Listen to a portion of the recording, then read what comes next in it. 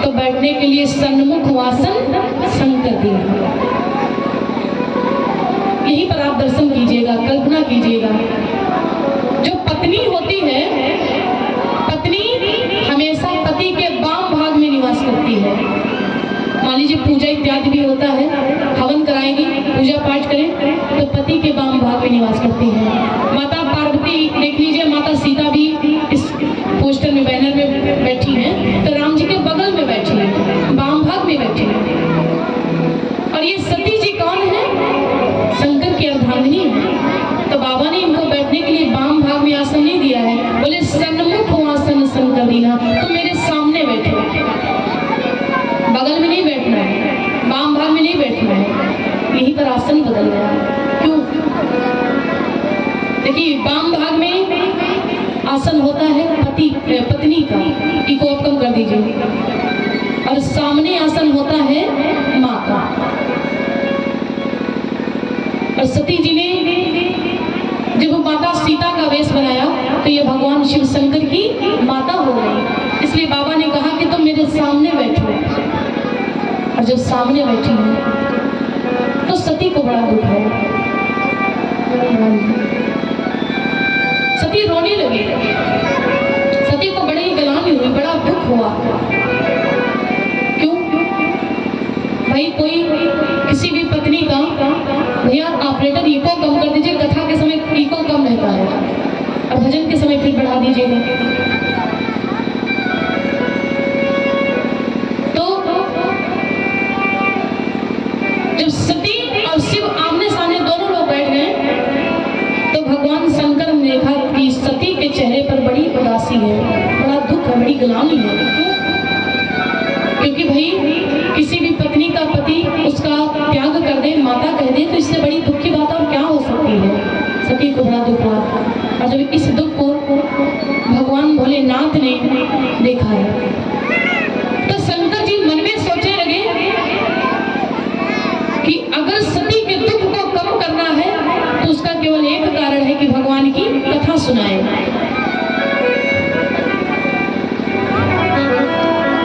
उसका केवल एक कारण है कि भगवान की कथा सुनाए। तो शंकर जी माता सती के दुख को कम करने के लिए भगवान की कथा सुनाना आरंभ करते हैं।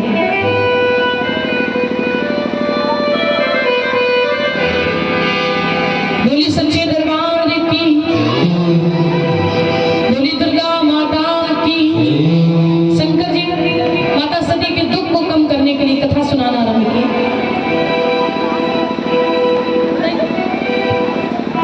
और ये हमारे परम सम्मानीय मुख्य यजमान का जो पद ग्रहण किए हैं गोदाई अंकल, जिनके माध्यम से ये कार्यक्रम प्रत्येक वर्ष आपके घरों में होता है, जिनके ऊपर माता जरदा रानी की बड़ी असीम कृपा है।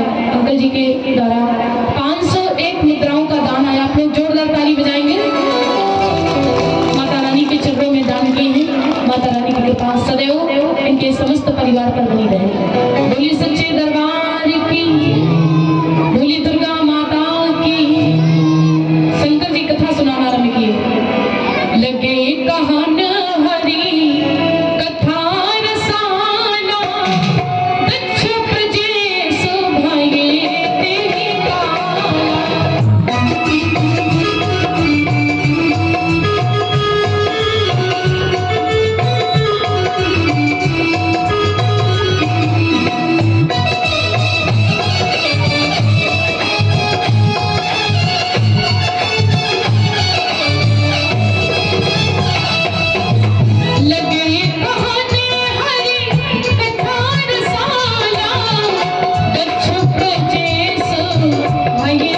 काला।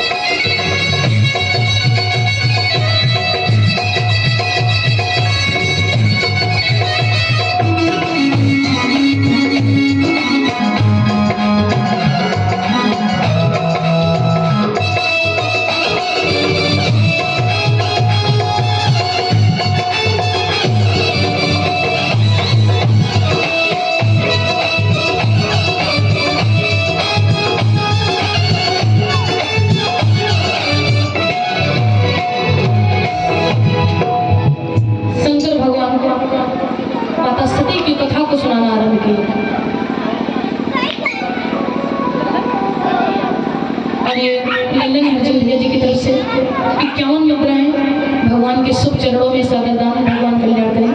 बोलिए सच्चे दरबार की।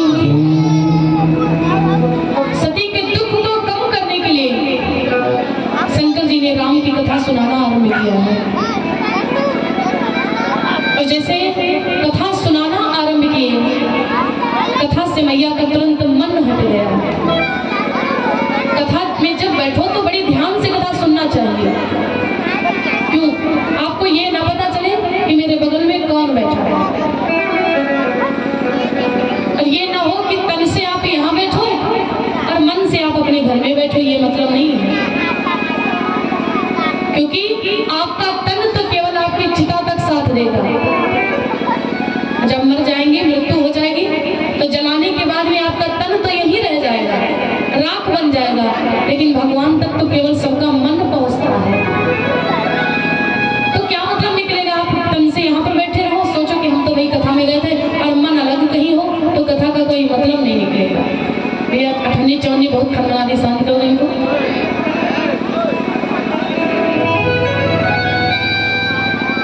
अठन्नी चौन्नी बहुत खतरनाक है, चाहे जहाँ हो। अगर एक जेब में रख लो अठन्नी चौन्नी तो खनन खनन खनन खनन, और अगर पेट में एक नोट लगा लियो तो ना खनन। तो भैया कोई नोट बन के बैठ जाए इनके बीच में। बोली सच्चे दरबार की, बोली श्री रामचंद्र भगवान की।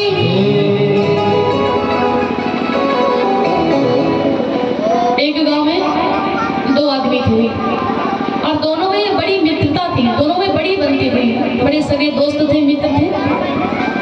तो उनके गांव में एक बार हुआ क्या, 1 किलोमीटर इधर पूरब की ओर कथा चल रही थी और दक्षिण की ओर 1 किलोमीटर पर नौटंकी हो रही थी। तो दोनों मित्र घर से बाहर निकल पड़े। अब दोनों निकल पड़े तो विचार करने लगे, चलो कथा में चलते कि नौटंकी में चलेंगे। दोनों विचार करने लगे।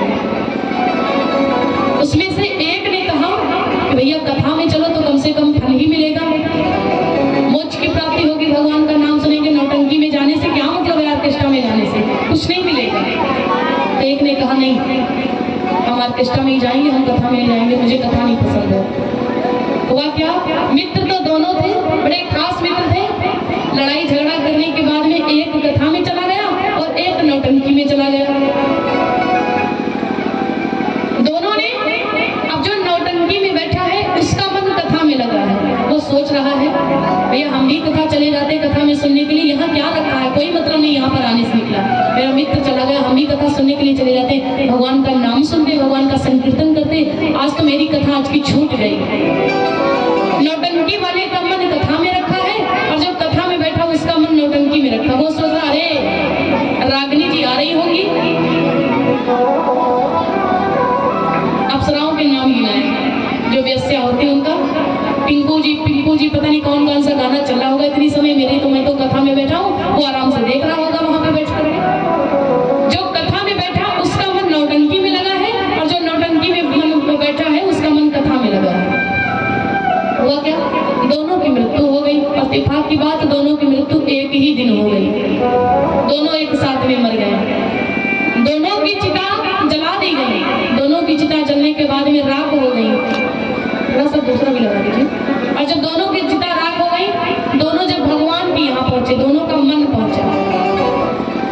जब दोनों भगवान के यहाँ पहुंचे तो भगवान यमदूत से कहने लगे भैया अब पोथी पत्रा खोलो, देखो दोनों में से किसने अच्छा काम किया है।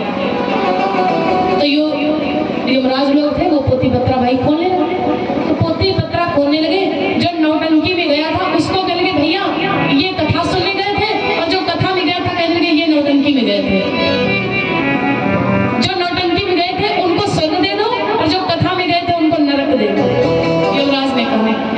तो हाथ जोड़कर कहने लगे ये कैसी अजब सी लीला है आपकी, भाई हम तो कथा सुनने के लिए गए थे, तो स्वर्ग मुझे मिलना चाहिए था, तो मुझे नरक मिल जाएगा। कहने लगे हाँ, क्यों, क्योंकि आपका तन गया था कथा तक, कथा में आप नहीं गए थे, आपका तन गया था कथा तक, और जलने के बाद में तन तो आपका वहीं रह गया, आपका मन था नौटंकी में, और मेरे तक तो भैया केवल मन ही आता है सबका, तो इसलिए मन के मालिक है, इसलिए तुमको तो नरक ही मिलेगा। और कहने लगे जो नौटंकी में गया था इसको स्वर्ग दे दो। क्यों, ये बैठा तो वहां पर था, तन से तो वहां था लेकिन मन से ये कथा में था। तो इसलिए जब आप कथा में बैठो तो बिल्कुल ध्यान से बैठ कर कथा सुनो, एकाग्र मन से सुनो, एक एक बात सुनो, नहीं तो मतलब कोई नहीं निकलेगा। आप कथा में आओ, तन से यहाँ पर बैठो, मन से कहीं पर हो, तो कोई मतलब नहीं निकलेगा। बोली सच्चे दरबार की। व्यास जी महाराज भी कहते हैं कि सुनो, सब श्रोता एक रूप के नहीं होते हैं, सब श्रोता श्रोता रूप नहीं, कुछ सोते और सरोते,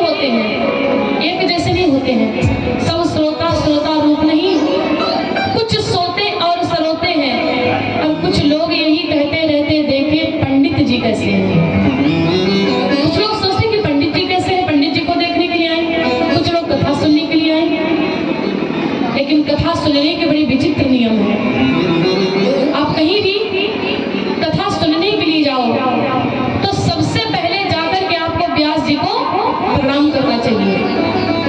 सबसे पहले आपकी मर्जी हो तो व्यास जी को करें या न करो, लेकिन व्यास मंच को प्रणाम जरूर करना चाहिए। क्योंकि कहते हैं जो लोग बिना प्रणाम किए, बिना नमस्कार किए भगवान की कथा को श्रवण करते हैं तो वो अगले जन्म में होते क्या हैं? कथा सुनते जो बिना प्रणाम, कथा सुनते जो बिना प्रणाम,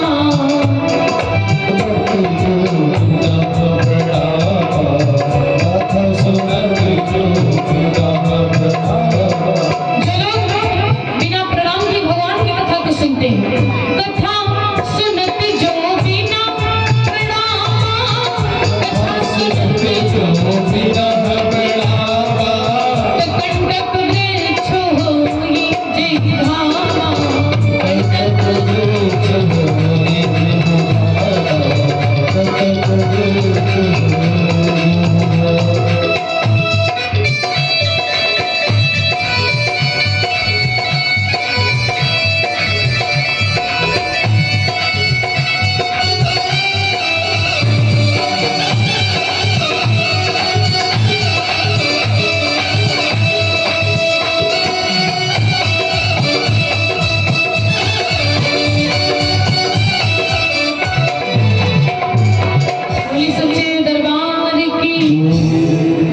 जो लोग बिना प्रणाम किए भगवान की कथा को सुनते हैं तो वो अगले जन्म में कंटक वृक्ष होई जय धामा।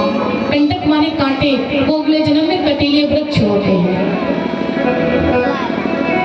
तो कल से आप लोग आना तो सबसे पहले प्रणाम करना, उसके बाद में आनंद से बैठ करके कथा सुनना।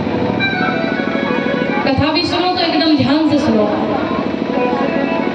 बोली सच्चे दरबार की। शंकर जी ने कथा सुनाना आरंभ किया और जैसे राम जी की कथा को सुनाना बारंबार बाबा ने आरंभ किया है, हुआ क्या?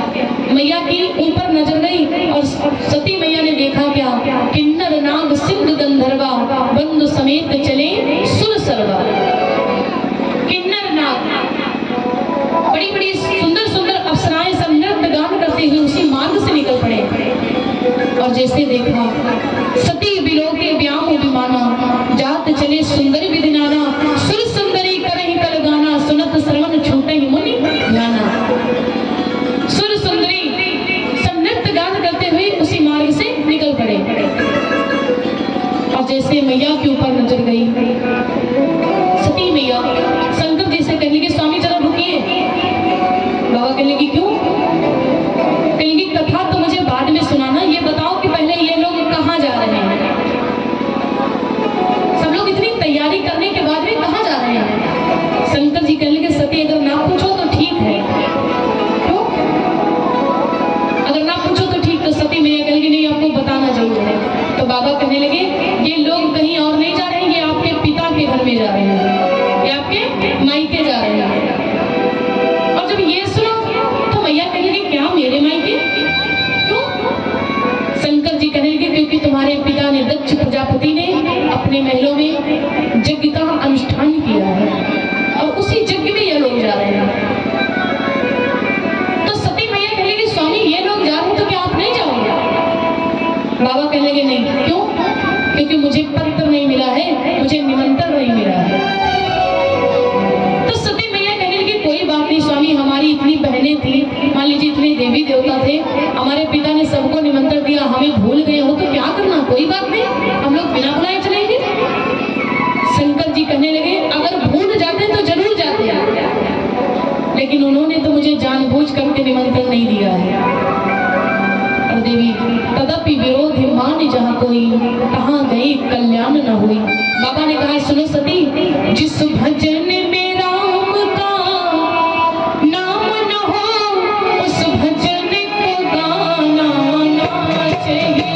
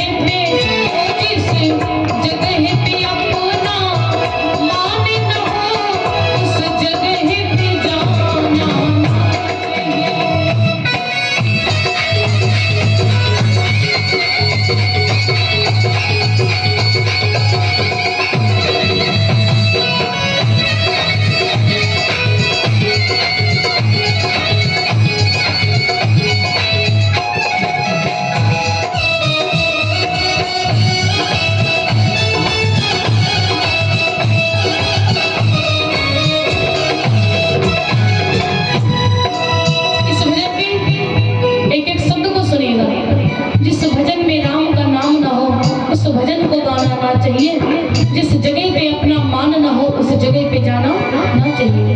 बाबा कहते सुनो, जिस चाहे बेटा जितना, सही लगा बस, चाहे बेटा जितना सुंदर हो उसे सर पे चढ़ाना ना चाहिए।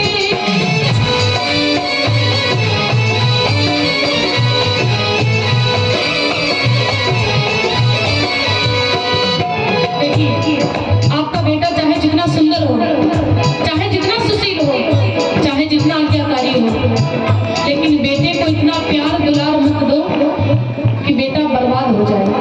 क्यों? क्योंकि चोरों को चांदनी की रात बुरी लगती है, चोरों को चांदनी की रात बुरी लगती है, और बिगड़ी औलाद को हर बात बुरी लगती है। अगर आपकी औलाद बिगड़ गई है, आप उसे अच्छा भी बताएंगे तो उसे बुरा ही लगेगा। इसलिए चाहे बेटा जितना सुंदर हो उसे सर पे चढ़ाना ना चाहिए।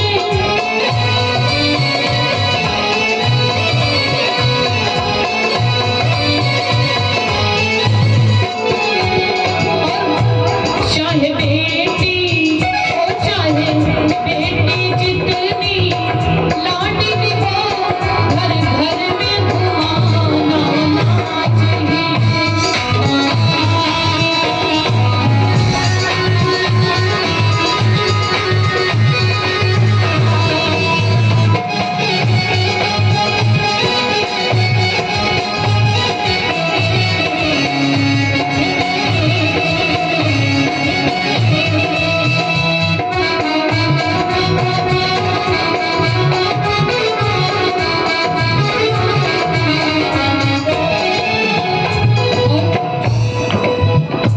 चाहे पत्नी जितनी सुंदर हो हर बात बताना ना चाहिए।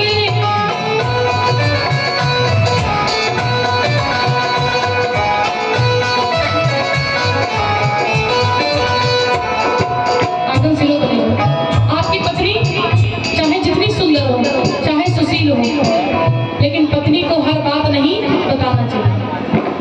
संत जन गाते हैं, चाहे पत्नी जितनी सुंदर हो हर बात बताना ना चाहिए। और चाहे भाई हो चाहे भाई जितना बैरी हो, कोई बात छिपाना ना चाहिए।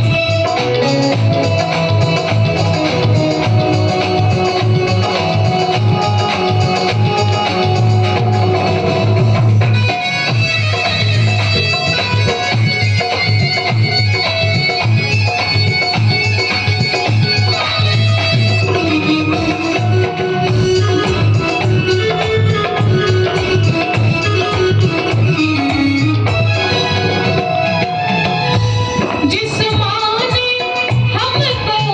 हमको जन्म दिया, दिल उसका दुखाना ना चाहिए।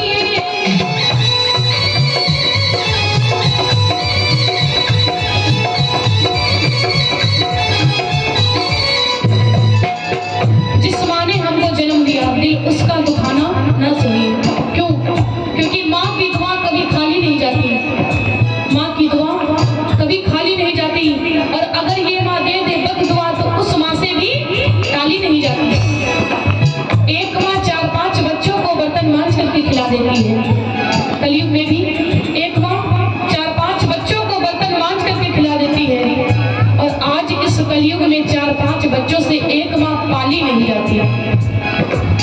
माँ जब बूढ़ी हो जाती है, जो माँ अपने बच्चे को 9 महीने तक अपने गर्भ में रख सकती है, वही बेटा जब माँ बूढ़ी हो जाती है तो उसी माँ को अपने घर में नहीं रख पाता, जो अपने गर्भ में रख लेती। इसलिए जिस माँ ने हमको जन्म दिया, दिल उसका दुखाना ना चाहिए।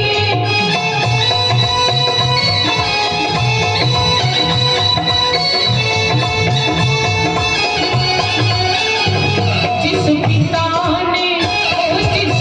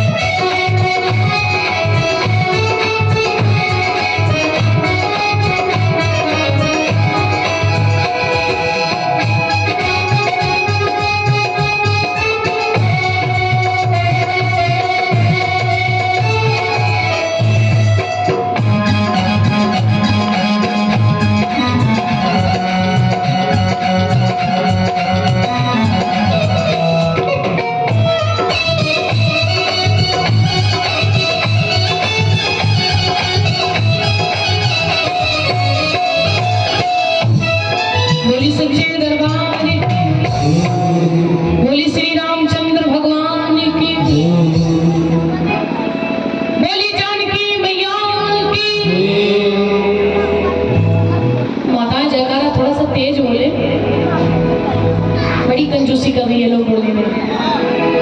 अच्छा, ये लोग धीरे बोलती हैं तो आप लोग ये मत समझना कि इनकी आवाज नहीं होती है। अगर इनकी आवाज देखना होगा तो जहां पर ये लोग कंडा पाथती हैं, कंडा समझ रही हो आप लोग, जहां पर ये लोग कंडा पाती पथनौरे जाए तो दो कंडा फोड़ आ गया, फिर सुबह सुने एक सांस में 565 गाली ना दे तो बताओ। और जय बोलने में बड़ी सब चोरी करती है। बोली सच्चे दरबार की भैया।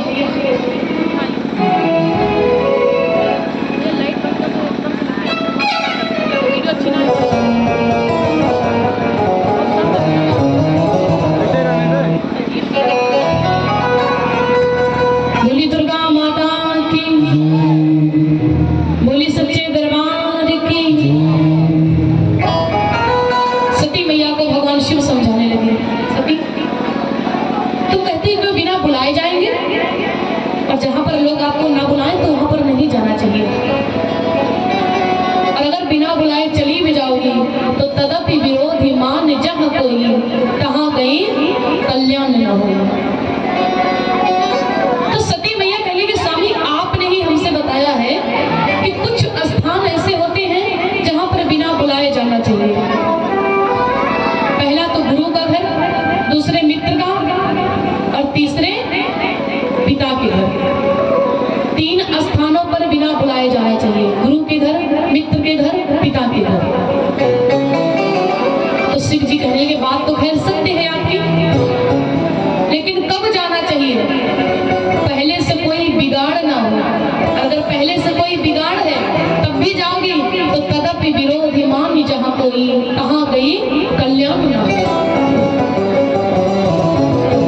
जहां पर लोग सोचते हो कि अगर ये ना आए तो ठीक है, और वहां पर अगर आप चले जाओगे तो आपका सम्मान नहीं अपमान होगा। सती को बाबा समझे तो मैया सती हाथ जोड़ के कहेगी स्वामी बिगाड़, क्या आपकी मेरे पिता से कोई बिगाड़ है, कोई दुश्मनी है, कोई लड़ाई झगड़ा हुआ है? शंकर जी कहने लगे हाँ, लड़ाई झगड़ा तो नहीं हुआ है, लेकिन तुम्हारा जो पिता है ना वो पिता मानता है विरोधी। क्यों मानते हैं? अच्छा, शंकर जी और जो दक्ष प्रजापति हैं इनके ससुर से बिल्कुल बनती नहीं है। क्यों नहीं बनती है? इसका एक कारण है, एक बार की बात है। ब्रह्म सभा हम सन दुख माना, तेती आज ही करो हो अपमाना। ब्रह्मा जी की सभा में सब लोग गए थे,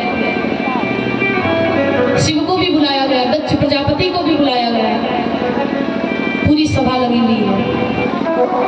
दक्ष को आने में कुछ समय लग गया और शंकर जी ने अपने नेत्रों को बंद कर लिया। और बाबा जब नेत्रों को बंद कर लिए तो लीन हो गए, और इधर दक्ष प्रजापति आ गए। तो दक्ष प्रजापति का सम्मान करने के लिए जितने लोग बैठे थे सब लोग अपने स्थान को छोड़ करके खड़े हो गए। और सब लोग खड़े हो गए, लेकिन शिव जी नहीं खड़े हुए। क्यों नहीं खड़े हुए? ये जानबूझ करके नहीं कि नहीं खड़े हुए, ये तो लीन हो गए भगवान में। इनको पता ही नहीं कोई आया कि नहीं आया, कुछ नहीं पता है। और जब सब लोग अच्छा जब कोई आता है तो आप लोग खड़े हो जाते, तो ये क्या है? ये एक सम्मान है। खड़ा होना एक सम्मान है। जैसे कोई टीचर अपने क्लास में जाता तो बच्चे जितने होते सब खड़े हो जाते सम्मान करने के लिए। जब दक्ष आया तो जितने लोग थे सब लोग खड़े हो गए, लेकिन शंकर जी बैठे रह गए। दक्ष ने जैसे देखा, दक्ष की लाल लाल आंखें हो गई, अरे कि मेरा सगा दामाद होकर के ऐसा कार्य करता है। जितने देवी देवता लोग हैं सब मेरा सम्मान कर रहे हैं। अघोरी कहीं का बहुत बाबा को सुना दिया, मूर्ख कहीं का, अघोरी कहीं का, समाज में बैठे तब ना इसका ज्ञान हो समाज का। भूत पिशाचों के बीच में बैठा, ये कहो मैंने अपनी पुत्री का विवाह करके इनका घर बसवा दिया, नहीं तो इनका कोई विवाह भी नहीं करता। कहाँ मेरी कन्या मृग नैनो वाली, और ये कहाँ बंदर जैसी आंखों वाला, इसके साथ में मैंने विवाह कर दिया। और ये समाज में बैठे तब तो समाज का ज्ञान हो। बाबा को ना जाने कितना सुना दिया इसने, लेकिन भैया शिव जी कुछ नहीं बोले। क्यों? शिवलिंग पे भगवान शिव के शिवलिंग पे कितना भी चढ़ाओ सब नीचे आ जाता है, सब उतर करके नीचे आ जाता। इनको कोई कितना भी गाली दे, कुछ भी सुनाए, सब नीचे के नीचे आ जाएगा। शिव जी को कुछ नहीं किया। अच्छा एक बात बता दें, जो अभिमानी व्यक्ति होता है व्यक्ति की सबसे बड़ी एक पहचान है, चाहे वो मंत्री हो, चाहे वो प्रधान हो, चाहे वो कोई भी हो। वो जैसे आएगा उसको देख करके कितने लोग खड़े हुए हैं उनको नहीं देखेगा, उनकी नजर उसी पर पड़ेगी कि हमको देख करके कितने लोग बैठे रहे हैं, हमको देख करके कितने लोग नहीं खड़े हुए हैं। और जो लोग नहीं खड़े होंगे तो मन में सोचने के बाद में इसका बदला तुमसे निकाल लेंगे।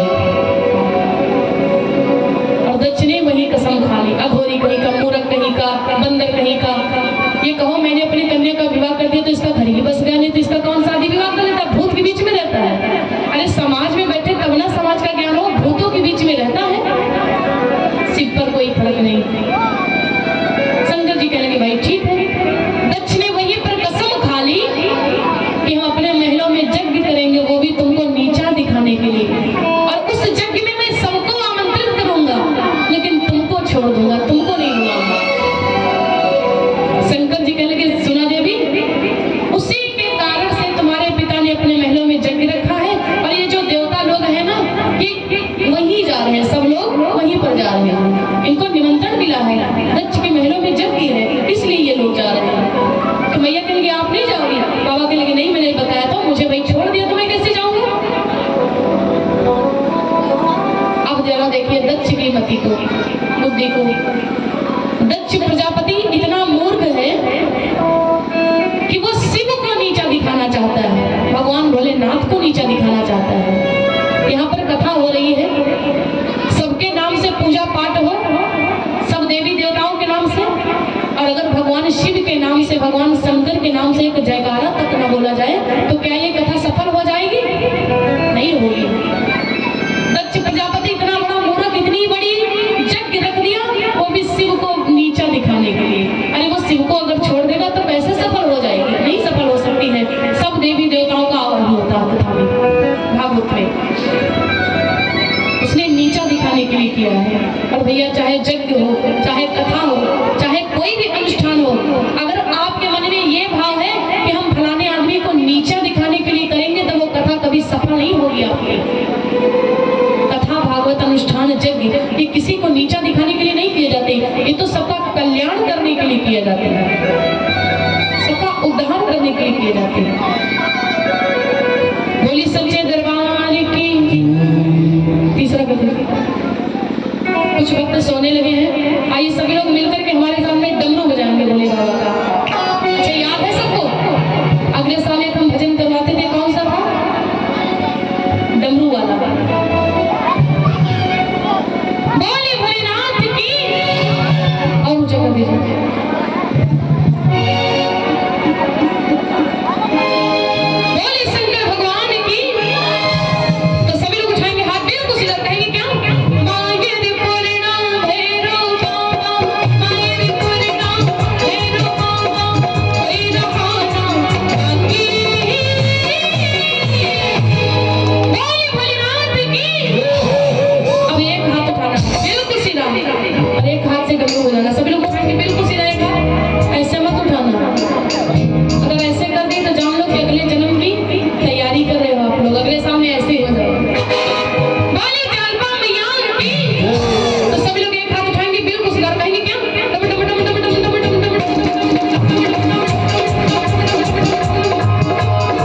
मुझसे भी आवाज आ रही थी, बोलिए सब लोग।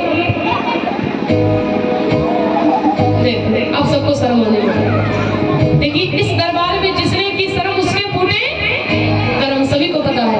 बोले भोलेनाथ की। तो एक हाथ उठाना है, बिल्कुल सीधा, कहेंगे क्या?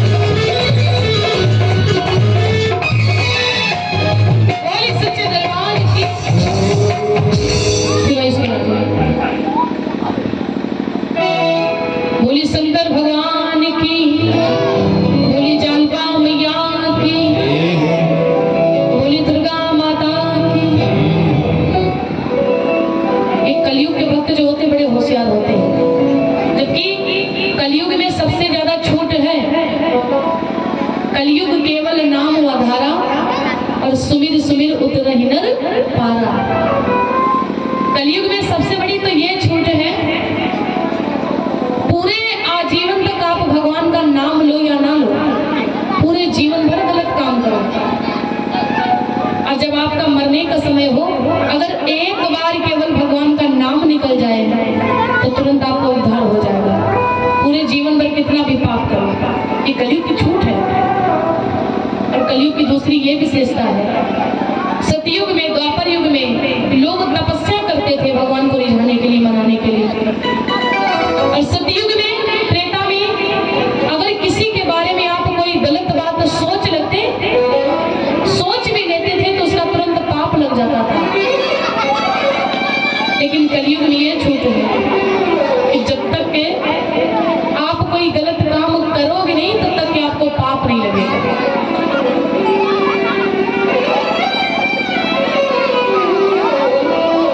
भैया आज लड़का छोड़ेगा नहीं।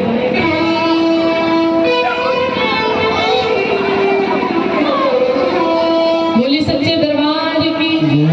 अरे भैया कहीं तो रहने दीजिए बेचारे को।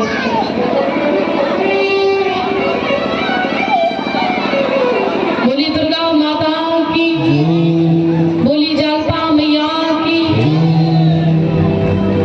कलयुग के भक्त बड़े होशियार होते हैं। एक बार की बात है, कलयुग के भक्त की कहानी है, वो बड़ा चालाक था। एक कलयुग का आदमी था, एक बूढ़ी माँ थी, और जैसे माँ के एक बच्चा हुआ, पहले तो कोई बेटे नहीं थे, भगवान की बहुत पूजा पाठ किया उसने माँ ने, तो एक बेटा हुआ। और जैसे उस बच्चे का जन्म हुआ और इधर उस माँ की मृत्यु हो गई, वो माँ मर गई। पिता तो पहले ही मर गए थे, 6-7 महीना हो गया था। और जब ना माता बची ना पिता बचे, कोई नहीं बचा, तो वो बच्चा अनाथ हो गया। कहते हैं ना, जो छोटा बच्चा होता है, अगर कोई नहीं होता उससे तो उसको अनाथ कहते हैं। जब वो अनाथ हो गया बेचारा, कैसे भी करके गांव वालों ने, पड़ोस वालों ने उसका लालन पालन कर दिया। जब वो बड़ा हो गया, गरीब भी बहुत था, जब बड़ा हो गया तो उसका विवाह भी नहीं हुआ। क्यों? क्योंकि जो गरीब आदमी होते हैं, जिनके जमीन भी नहीं होती, कुछ नहीं होता, तो उनकी शादी भी इतनी जल्दी नहीं हो पाती है। अच्छा, उस बच्चे की कोई नहीं था, ना माता थी, ना पिता थे, ना परिवार था, ना धन था, ना दौलत थी, कुछ नहीं था, लेकिन एक बुद्धि जरूर थी, दिमाग जरूर था। और दूसरी बात तो ये कि वो कलयुग का था। कलयुग का भाई चूकने वाला कहाँ, बड़ा होशियार बच्चा था, बड़ा हो गया, बड़ा होशियार निकल गया। अब गाँव वालों से पूछ लगा, भैया तुम्हारी भी दुल्हन है, फलाने भैया की भी दुल्हन, क्या मेरी शादी नहीं होगी? लोग कहने लगे बिल्कुल होगी, ऐसा क्यों नहीं होगी, कैसे होगी? कहने सुनो, शादी करने के लिए भैया कुछ न कुछ तो होना ही चाहिए, तुम्हारे लिए तो घर रहने के लिए घर भी नहीं है, और मान लीजिए अगर शादी हो गई, पत्नी आएगी तो कहाँ रहेगी? तो कहने लगा हम कहाँ चले जाए? गांव वालों ने बताया कि भैया अगर भगवान की पूजा करो, तपस्या करो, तो भगवान प्रसन्न हो जाते हैं, और जब वो प्रसन्न हो जाते तो जो वरदान मांगो तो वो पूरा कर देते हैं। उस आदमी ने कहा ठीक है। अब वो जो बच्चा था, बच्चा भगवान की पूजा करने के लिए घर से बाहर निकल गया। क्या नाम? सुकुल भैया जी की तरफ से 51 मुद्राएं भगवान के चरणों में सादर दान भगवान के लेकर। बोलिए सच्चे दरबार की। वो गरीब बच्चा जब बड़ा हो गया, 17 साल का हो गया, वो जैसे घर से बाहर निकला, उसे मार्ग में मिल गए कौन? श्रीमन नारायण